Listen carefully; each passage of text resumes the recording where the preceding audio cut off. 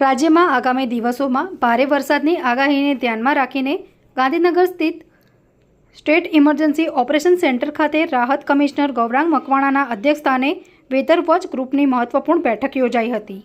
બેઠકમાં હવામાન વિભાગની આગાહીના આધારે દક્ષિણ ગુજરાત સહિત સંવેદનશીલ વિસ્તારોમાં સ્થિતિની સમીક્ષા કરવામાં આવી અને તમામ વિભાગોને પરસ્પર સંકલન સાથે સજ્જ રહેવા સૂચના આપવામાં આવી।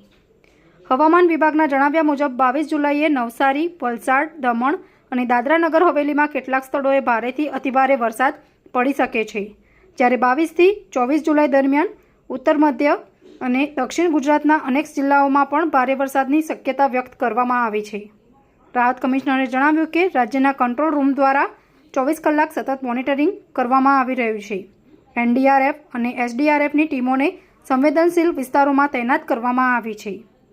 સાથે જ ડેમોની જળસપાટી પર સતત નજર રાખવા, માર્ગો બંધ થાય તો વૈકલ્પિક વ્યવસ્થા કરવા અને વીજ પુરવઠો ખોરવાય તો તાત્કાલિક પુનઃસ્થાપન માટે સંબંધિત વિભાગોને જરૂરી સૂચનાઓ આપવામાં આવી છે।